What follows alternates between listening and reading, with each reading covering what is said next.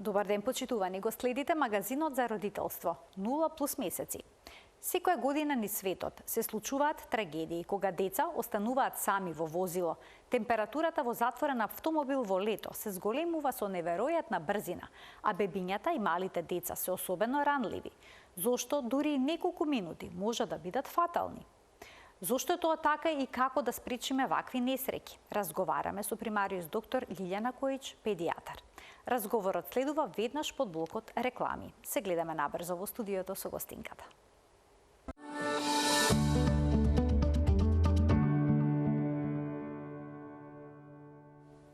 Во денешниот магазин за родителство 0+ месеци ќе зборуваме за тоа зошто никогаш, апсолутно никогаш, не сме да се остави бебе или мало дете без надзор во затворен автомобил во лето. Зошто е тоа толку опасно? Ќе прашаме примариус доктор Лилјана Којич, педијатар, директорка на поликлиника на секундарно ниво Железара. Докторке, добре ни дојдовте во магазинот за родителство. Добре најдов. Денеска имаме една сериозна и мощна важна тема.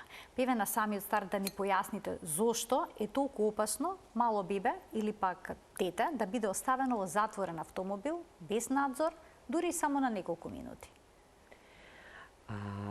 Прво, надвор од температурниве прилики. Воопшто опасно е мало дете, особено подвижно мало дете, да се остави само во кола. Децата на таа мала возраст страдаат од сепарацијска анксиозност. Ако родителот или тој што води грижа за нив излезе од возилото и ги затвори внатре, они се плашат дека ги напуштил. Ќе станат агитирани, ќе станат немирни, ќе пробаат да излезат, ќе пробаат да... Тоа може да резултира со трагедија. Ќе плачат, можат да откочат некои од важните уреди во автомобилот, например да ја откочат паркинг кочницата. И автомобилот да почне да се движи. Наназад, нанапред, зависи, ако мала инклинација е доволна. Така да тоа е апсолутно не. Апсолутно големо не. Кога тука ќе ги додадеме и температурните прилики, летни, тоа е уште поголемо не. Колку брзо се зголемува температурата во автомобилот кога е паркиран на сонце во топлите летни месеци? Неверојатно брзо. За 10 до 20 минути може да се покачи температурата и до 12 до 20 степени во автомобилот. Дури и кога надвор е пријатно, кога не е екстремно топло. Кога не е екстремно топло, автомобил изложен на сонце знае да биде многу брзо да загрева. Така да таа температурна средина, која што од некој си 30 ќе дојде до 50 степени во рок од 20 на минути е нешто што е неверојатно опасно и ризично по животот на детето. Која е разликата помеѓу детскиот организам и организмот на возрастните? Зошто се тие поподложни на топлотен удар? Мали се разликите, но значајни. Неколку само има на број. Ја би спомнала прво. Детето има побрз метаболизам, особено малите бебиња, имаат побрза метаболна рата во однос на единиците телесна тежина. Побрзо генерираат топлина и побрзо се загреваат. Втората разлика е она што на сите ни е јасно, очигледно е, нели, дека има потенка кожа, има помалку масно ткиво, има послаб изолацијски слој. И третата е дека се помалку склони кон потење, процесот на потење не е доволно зрел, така да акумулираната топлина не може да ја ослобода така ефикасно преку процесот на потење. И четвртата е голема телесна површина во однос на телесната маса. Поголема него кај нас возрастните. Што значи дека и побрзо смрзнуваат на ладни временски прилики, но и побрзо ќе се загреат. Така, некогаш знаме дека и децата кога се облечени повеќе слојно во текот на летните месеци, зборуваме за малите бебиња, знаат дури да кача температура, да им се покачи телесната температура. И само разоблекувањето и ставање во поладна средина ќе ја среди таа ситуација. Тоа е еден од примерите колку брзо тие се загреват и колку брзо може кај нив да дојде до топлотен удар. Сега, дали, ако некогаш родителот го остави бебето или пак детето на кратко само во автомобил, дали ќе биде доволно само да го подотворат прозорецот за да се спречи наглиот пораст на температурата? За жал не.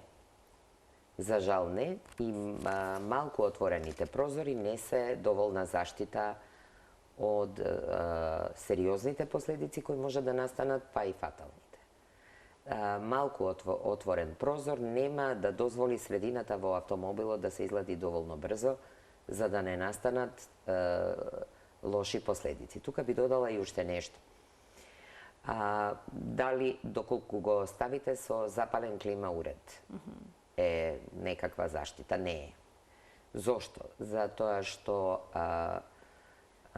возилото кога е изгасено и клима уредот гори, он неколку минути после гасењето на возило престанува ефикасно да ја разладува средината во автомобилот, а втората ситуација е да се остави закочен, запален мотор и да работи клима уредот.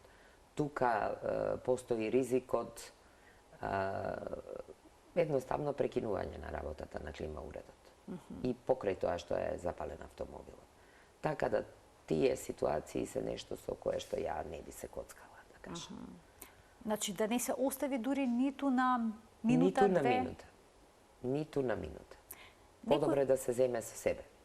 Некои во автомобилот оставаат водичка, значи шише со водичка, со сокче. Дали е тоа начин да се рехидрира детето? Не. Ниту тоа не е. Дали ќе се сетиме да земе водичка. Треба да му се помни, тоа се мали деца. Секоја година можеме да слушнеме како некој родител го заборавил детето во автомобилот и тоа имало фатални последици. Како е можно родител да заборави дете во автомобил? Не би судела ја. Значи, ние возрастните, ова е страшно време. И изложени сме на голем стрес и на притисок на нашите обврски. Не би се упуштила ја така во лесно судење, иако никогаш не ми се случило, но едноставно се случува да може би прими некоја непријатна вест, да се деконцентрира. Се е можно. И... Наместо детето да го остави во градинка, например, веднаш да појде на работа. Да. И да не забележи дека детето е всушност во автомобилското тоа седиште. се можности каде што луѓето се психички здрави, кога не се работи за ментално болни луѓе. Тоа на здрави луѓе им се случува тогаш или се случува трагично и со најдобра намера кога мислат дека, например, им заспало детенцето. Ставајќи го во кола, ќе го заштитат од топлина, од инсекти. И тоа е една од причините кога се јавуваат вакви работи. Ние сме, за жал, сме имале прилика да се сретнеме на детската клиника со овакви трагични случувања. Каде што родители работеле во поле со мало детенце од 2 години, кое заспало и они го со најдобра намера го засолниле во автомобилот кој бил паркиран и му ги затвориле прозорите за да го заштитат од инсекти. И било едно сат-два на изложено на таа топлина, последиците за жал беа трагични. За жал. За жал. Така, во овие ситуации, кога ќе забележиме дете што е ставено само во автомобил или пак бебе, што треба да се направи? Дали треба се повика полиција, дали треба случајни минувачи да се обидат да отворат прозорец? Веднаш да се повика полиција и брза помош, а ако треба и да се скрши прозорецот и да се извади детето од ауто. Значи тоа се сериозни ситуации. Воопшто на тоа не треба да се гледа како на нешто наивно, дека родителот можеби наскоро ќе се врати да се причека покрај автомобилот, доколку сме случаен минувач или... Не би чекала јас. Затоа што не знаеме колку време пред тоа било. Само 10 минути се доволни да настанат такви промени во температурата во автомобилот, кои што ќе бидат многу опасни за детето, а 20 минути и фатални. Какви правни последици имаат родителите што оставиле дете во автомобил, во затворен автомобил низ светот? Како се гледа на оваа постапка? Во светот мислам дека се гони кривично како напуштање на детето. Кај нас има група на закони, јас да не би се упуштала во тие финеси, група на закони. Едниот закон е кривичниот закон, секако. Другиот е закон за безбедност во сообраќајот. Има и група закони за заштита на детските права, кои што веројатно содржат членови по кои може да се гони ова работа по судски пат. А кога зборуваме за високата температура во автомобилот, како таа влие врз детските седишта? Дали тие може да се вжештат и да станат премногу жешки за бебето или пак за малото дете? Апсолутно да. И затоа се препорачува, бидејќи седиштата се често изработени од синтетички материјали кои се квалитетни, но се синтетички и држат топлина. Понекогаш им се сугерира на родителите да ги прекријат со памучна, лесна прекривка. Така да на детето седиштето не му држи топло, да му биде пријатно, да не му ствара термичка непријатност. Исто така брзо загреваат ако се на сонце. И добро би било пред влегување во кола родителот да ја провери температурата на седиште. Како се проверува тоа?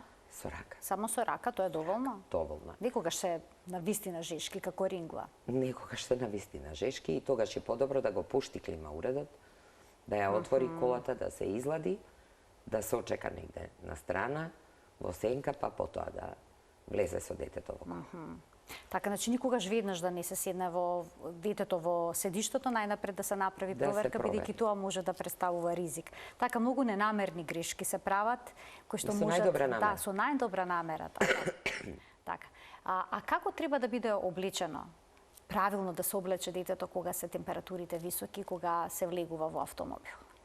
Особено малите бебенца, мислам, треба да се има пак слоевито облекување, нели? Да се има при рака и нешто што ако приметите дека му студи од клима уредот, да може да се облече.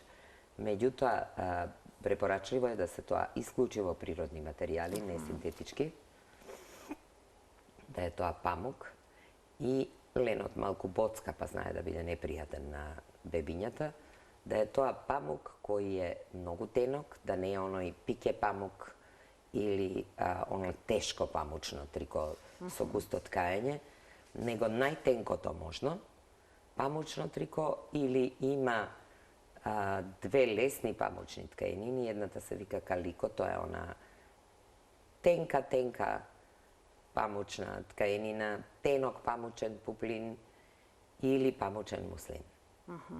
Значи, многу мора да се внимава и на материјалот од кој што се изработени детските алишта, и тоа влие на... Во светла боја, тоа се отприлика препораките за возење во автомобил. Доколку клима уредот ефикасно лади, можеме да имаме при рака нешто што ќе облечеме чорапчиња или така. Иначе не се препорачува да има чорапи кога е така топло. Така. Родителите понекога се плашат бебето да го возат во автомобил во кој што е вклучен клима уредот. Како што се плашат од претоплување, исто така тука постои страв да не настина од влијанието на клима уредот. Не би требало, доколку редовно се чистат филтрите во клима уредот и во возилото, како и дома, не постои ризик. Апсолутно е пожелно, особено на поднебје како нашето, да се користи клима уред. Битно е да не дува директно во детето, а и не дува седиштето на детето е позиционирано зад родителските седишта, назад. Сметате ли дека треба да постојат некакви кампањи за кревањето на свесноста токму за овој проблем? Кампањите секогаш решаваат многу. Кога ќе се подигне свеста кај населението, они се едно моќно оружје за подигање на здравствената писменост на населението. Кога ќе се подигне свеста, ние имавме позитивни случаи, да кажам, со труењето со печурки. И тоа беше кога ќе дојде октомври, нели, настанува сезона каде што луѓето берат шумски печурки. зачестеното излегување на колеги од клиниката за детски болести придонесе за тоа да се намали бројот, скоро да се сведе на нула бројот на тешки труења со печурки. Така да сум го видела на дело и верувам дека и овде ќе биде ефикасно. Така би било ефикасно, бидејќи обично сметаме дека вакви примери, вакви несреќи се случуваат само некаде во светот, дека такво нешто нема кај нас, но еве што туку ни раскажавте дека се случува и кај нас. Дека и кај нас. Уште едно би искористила прилика, неретко како педијатар гледам млади родители носат бебенце во транспортер, во корпата од транспортерот. И преку него е префрлена ткаенина. Или ги возат во количка, исто така покриена со пелена. Покриена со пелена. Ова е нешто неверојатно опасно за овој период. Намерата кај родителот секако е најдобра. Луѓето обично мислат дека така ги штитат од инфекции, што не е случај. Или од инсекти, за да не ви касне комарец. Од инфекции тоа е превише порозно за да запре продор на бактерија или вирус, било која од ткаенините, дури и фланел памучен, има пори кои нема да сопрат вирус, проаѓање на вирус. А за инсекти да, ефикасно е, но еве што се случува. За околу 55-6 минути, така покриено дете, температурата околу детето може да порасне до 15 степени. Во количката или во транспортерот? Во количката, во транспортерот. При што создаваме услови слични на овие во автомобилот.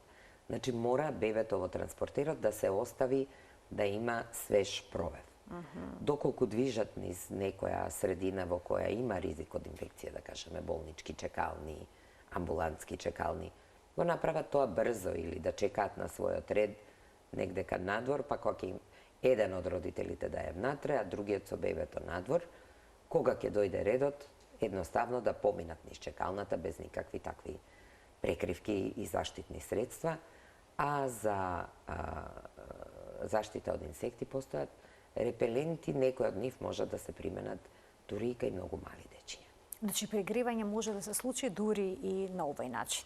Да. Со покривање на транспортерот и количката. Особено ако е густа ткаенината.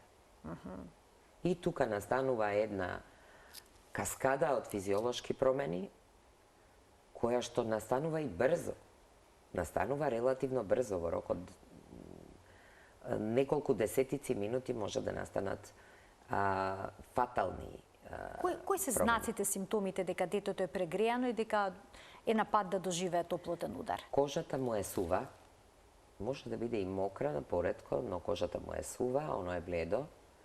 Сличен е механизмот како кај сепса во детска возраст. Исто така, пулсот е забрзан, тешко се пипа, детето е малаксано, тоа се полесни форми. Во потешките форми детето е без свест, со едвам чуен пулс, со силно забрзана работа на срцето, прегреано, ризичната температура е 38 степени, а фатална е 41,7. Што треба да се направи во тие моменти, доколку се случи детето да се прегрее? Веднаш треба да се однесе на лекар, во меѓувреме треба да се лади. Не да се потопи можда во ледена када, но да се завитка во влажни компреси. Доколку е свесно да му се понуди течност, доколку не да се препушти на лекарите да аплицираат течност венски. Значи тоа е ургентна состојба, топлотен удар кај дете е ургентна состојба. Кога зборуваме за високи надворешни температури, што значи висока температура за бебе и за мало дете? Кои надворешни температури се критични за нив? Над 35 степени се сериозно високи температури. Значи има две фази со кои што бебето се справува со температурата. Едната е компензирана, кога бебето ја забрзува својата метаболна рата, неговиот крвоток се обидува да се справи со покачената температура, ја преусмерува крвта према површината и тогаш детето оддава повеќе топлина отколку што генерира. За жал, брзо оваа фаза биднува исцрпена, кардиоваскуларниот систем на бебето станува недоволно ефикасен, како викат англосаксонците, overwhelmed. И не може веќе да ја компензира топлината, и тогаш топлината која се генерира и внатрешната температура на јадрото на телото станува повисока од температурата на површината и на површината на телото. И тука започнува една каскада на физиолошки случувања, оние инфламаторни цитокини, почнува една бура која полека гаси еден по еден орган. Прво страда цревната пермеабилност, па може да се яви пролив, а потоа еден по еден орган откажува. Црниот дроб, бубрезите. Она што е супер опасно е зголемувањето на пермеабилноста на крвните садови во мозокот, и тука може да се јави субарахноидно крварење во субарахноидните простори, која е практички фатално и непоправливо. Во кој дел од денот во топлите летни месеци е најбезбедно да се прошета бебето или пак малото дете? Јас сум за тоа да бебето шета од првиот ден, кога ќе дојде дома. Да не се чека 40 дена во домот? Не. Ние сега модерната медицина знае дека тоа се 90 дена. Не се 40, него се дупло повеќе. Значи, нашите стари не биле, не е тоа измислица. Ни дошле до тоа со некои своји обсервации. Меѓутоа, денес знаеме дека тој период е двократно поголем. Меѓутоа, она што бебето не треба да го прави е да биде во средини во кои што има луѓе. Каде што е гужва, каде што е вентилација, значи гости кај бебињата во тие денови до 3 месеци не. По војниците, ако може да бебето биде изземено, таа цела работа би било добро. А да шета надвор смее уште од првиот ден. Значи не за прошетки во молови, во затворени простори, да. Во маркети, во молови, таму каде што има голема гужва. За паркови. Во паркови може дури и во кафејана, но на тераса. Меѓутоа во одредени делови од денот. Од 7 наутро, кога е пријатно, до кај 9:30, а потоа после 5-6 на сонце, да кажам таму на море, после 5. А во град, пошто зрачи асфалтот, јас би рекла после 6. Би му дала време на асфалтот малку да се подолати. Препорачувате патување со бебе на море, на езеро, планина? Искрено, прилично сум конзервативна. На планина не, затоа што до 3 месеци не се во состојба да се адаптираат на повисока надморска висина. А на море не. Нема некој закон кој што вели не, меѓутоа ја мислам дека малку е неодговорно да се напушти голем град кој има цела потребна инфраструктура за згрижување на бебе, такво мало, и да се оди во некое приморско село каде што првиот медицински центар е на најмалку 100 километри, а самото бебе нема некој голем бенефит, затоа што оно ќе престојува најголемиот дел од денот во хотелска соба, на заедничка вентилација од 10 до 5 попладне. Тоа обично оди на голема одговорност на родителот. Тоа можат само родители кои се лекари, кои би знаеле да се справат сами. Но младите родители обично се храбри, докторке, одат со навистина мали бебиња на одмор. Доколку се одлучат на таков чекор, што советувате ако бебето цица, колку често да биде Што почесто. на дојка? Што почесто. Што почесто и да се земе добро патно осигурување за евентуално да може да се покрие некој инцидент. А што говори вашето искуство? Кога одат родители со бебиња и со мали деца, се разболуваат ли тие често? Па знаат да се Знаат да ви звонат на телефон, како на педијатар да барат совет? Како? Тогаш ги упатувам на локалните служби. Сепак е друго која ќе го доживее, да се многу мали деца и ризично е да се треба да го види, лекарот да види, да процени степен на дехидратација и така. Кога зборуваме за температурни разлики, престој во климатизирана просторија и на топло, што значи, што представува проблем за бебе и за мало дете? И за сите и за возрастните исти. Но особено за нив. И за постарите луѓе, адаптација на нагли температурни промени. Така да добро е тоа се прави постепено. Да се почека малце, да се излезе, да се биде во сенка, да не се излегува нагло и така. Има некои правила колку да биде разликата на температурата во климатизирана просторија и надвор 5, 10, 15 степени? Како да кажам, тоа се температурни шокови. Кога вие ќе излезете од 21 степен на 35 е 15 степени разлика. Така да може би требало да климатизираниот простор биде околу 25 степени, да не биде драстично пониска температура отколку надвор.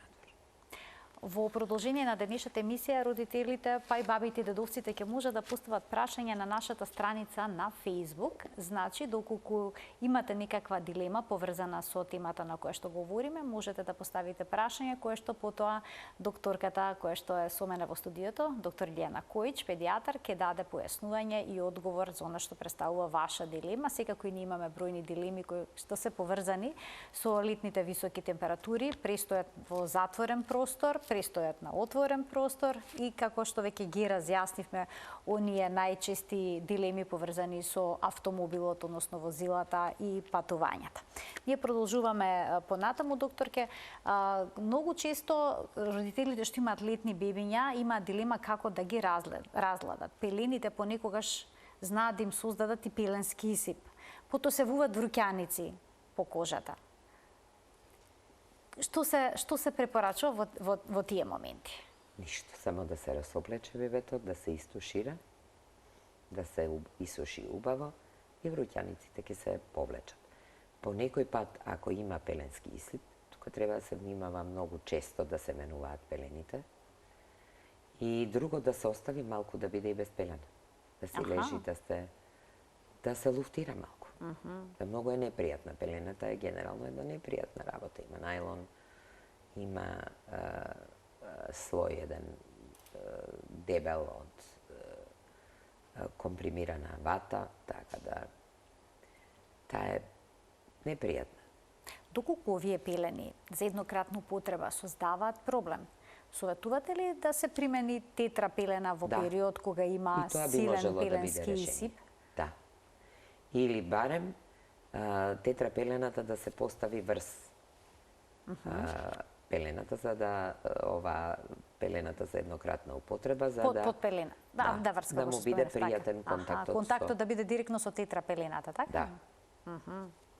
Значи тоа би можело да биде решение. Да. И да се остави при сооблекување да мртка едно 10 минути, да се излуфтира.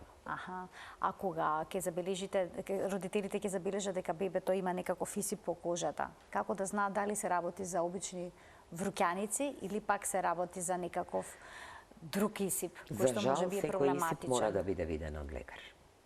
Мора да го консултираат својот лекар и он ќе види дали се вруќаници или не се. Обично се, но сепак мора да го види лекар. Колку често треба да се тушираат, да се разладуваат бебињата во овие летни топли месеци? Колку често?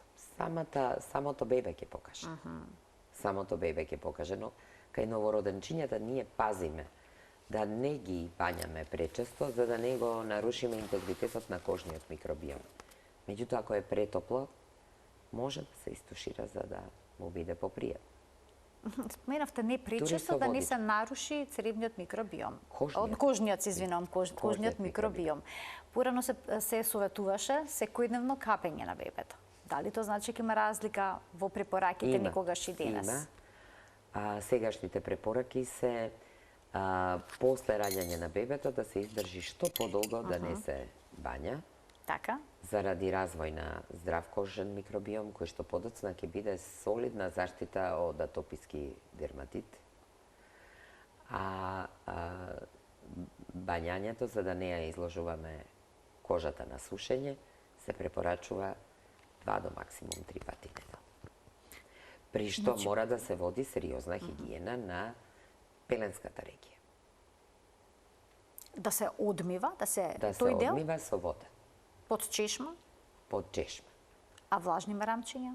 Влажните марамчиња би ги се една многу корисна работа која што ја би ја оставила за надвор од дома. Корисна и практична, каде што можеме да се снајдеме негде ка надвор од дома, но ако е бебето дома, да го пребришеме со влажен памук, да го исушиме убаво, да го оставиме малку да се луфтирка, а потоа или доколку бебето има столица, таа да се одмие под чешма.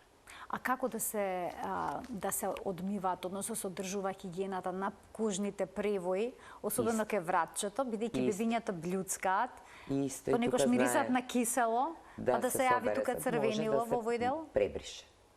Може да се пребрише.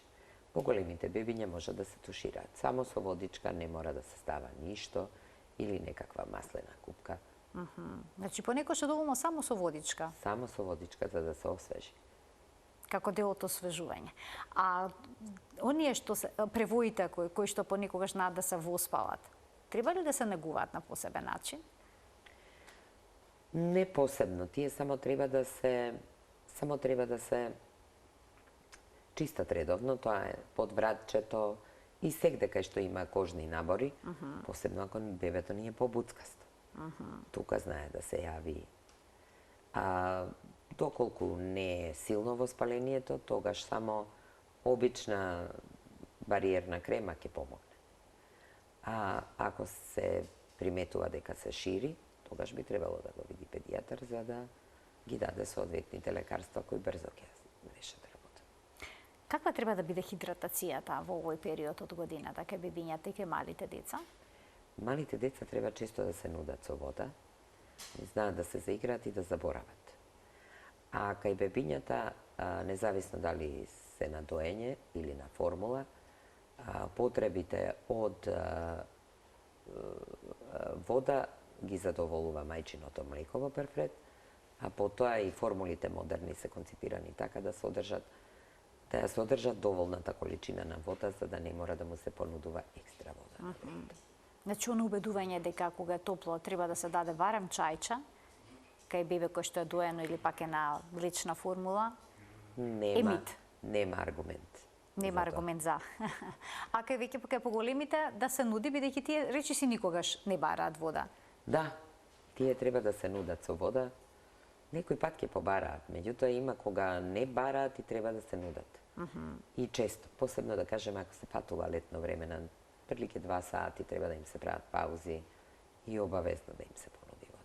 Советувате ли родителите кога патуваат со беби или пак со поголемо детенце да во својата аптека подвижна да спакуваат и електролит? Да, советувам, но при дехидратација битно е да се консултира педијатар прво. Електролит на своја рака давање, например, постојат неколку типови дехидратација. Така да кажеме, ако е хипернатриемиска дехидратација, вие му давате електролит, тоа може да ја влоши состојбата. Затоа би било добро да го види лекар. И да процени за каков тип на дехидратација се работи, дали му треба екстра електролит. Значи не секогаш да се даде? Не секогаш. Тоа исто како и со инфузијата, бидејќи некои родители велат да му се даде инфузија на детето за да се освежи, кога не е добро, кога има температура, но инфузијата знае да направи проблем. Не е безбедна. Како не? Во одредени случаи. Кога год детето може да пие, ја би дала течност по природен пат. Тоа е најдобриот пат. Инфузии се даваат кај оние деца кои не се свесни или кај оние деца кои повраќаат. Каде што има повраќање и не може да ја задржи испиената течност, тука веќе... Кога е неопходно? Тука е веќе неопходно да се рехидрира венски. Сите други кои се во состојба да пијат, ја би ги мотивирала да пијат. Така, го споменавте топлотниот удар како ризик во овие летни денови, но тука си сончаниците. Тоа не е исто топлоден удар и сончаница.